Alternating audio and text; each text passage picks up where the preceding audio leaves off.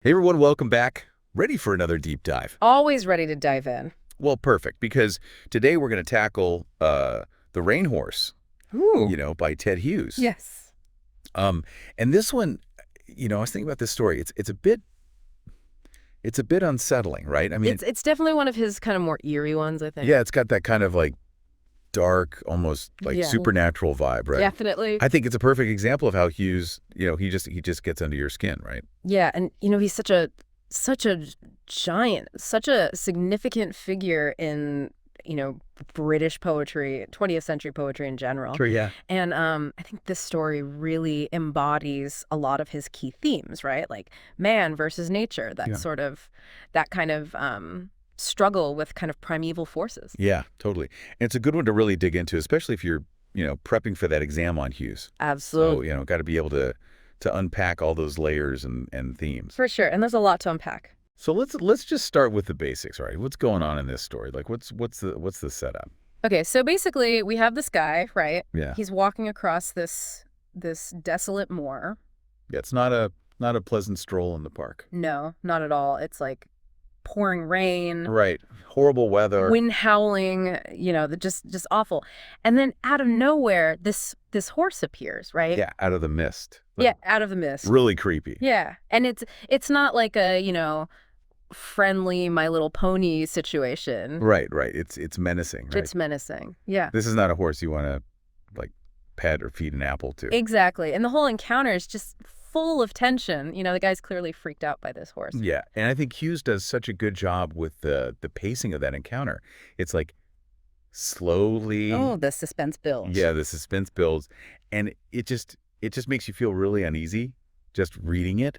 Right. Like you're right there with the guy, feeling that. Yeah, you're in his head, like feeling that sense of dread. Exactly, yeah. So, we were talking about symbolism before. So, like, how does this horse fit into, the bigger picture of what Hughes is trying to say? So I think it's safe to say this horse is not just a horse. Right. It's got to be more than just a random horse on a moor. It's loaded with symbolic meaning. I mean, one way to look at it is it represents nature itself, right? Like this raw, powerful force that we can't control. Yeah, I like that. Like it's almost like the embodiment of the storm, right? It's like Yeah, like the storm given form. yeah, yeah, and it's challenging the guy, right? It's like challenging his presence there. Right, exactly. It's like, who are you to be here in my domain? Yeah, and on another level, I think it also taps into like the man's own internal struggles, right? Like his fear, his vulnerability, all those things he might be trying to suppress. Oh, absolutely. Hughes was fascinated by that.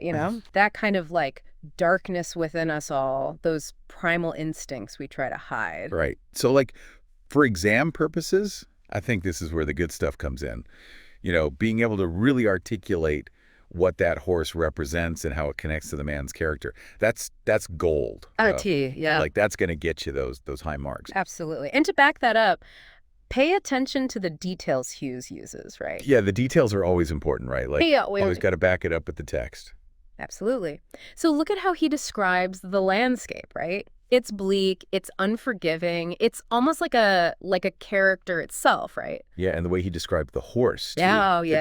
It's so vivid. Like very, very vivid. It's like you can almost like feel the horse's breath on you. Yeah. You know? Yeah, and those eyes, right? He talks about those burning eyes. Yeah, like piercing through the mist. Piercing. It's scary stuff. Mm.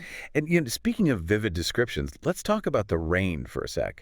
Oh, the rain. Because I mean Hughes really goes all out with that. He huh? does, yeah. Like relentless. Relentless, yeah. It's like suffocating almost. It is. And I was thinking, could that be a metaphor like for the man's like growing anxiety, his feeling of being trapped? Oh, 100%. Hughes is a master of using these metaphors, right? Yeah. To layer in deeper meanings.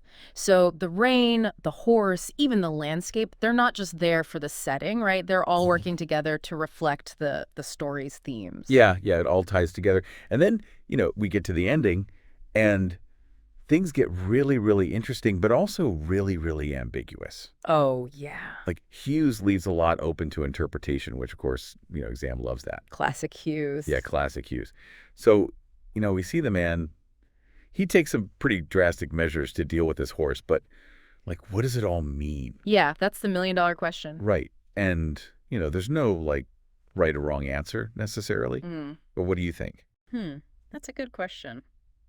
I think, it's up to each reader to decide really what that final confrontation symbolizes. Yeah, absolutely. But you've got to have evidence. Oh, yeah.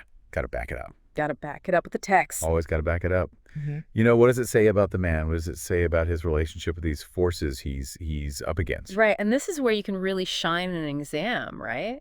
By showing you can think critically about these open-ended questions. Absolutely. And, before we wrap up, I think it's worth asking, like, what's the bigger picture here? Yeah, good point. Could the rain horse be like a cautionary tale about, humanity's relationship with nature? Ooh, I like that. Right. Yeah, what happens when we try to control these forces that are, like, way bigger than us? Exactly. And do we ever really win? Mm, So, yeah, lots to think about there. plenty to chew on. But hey, I think we've given you a good starting point to tackle this one. And Really dig into the symbolism, the language, those open-ended questions. you got this. And you'll be ready for anything they throw at you on that exam. Anything. So good luck. Good luck. And we'll catch you in the next deep dive. See ya. See ya.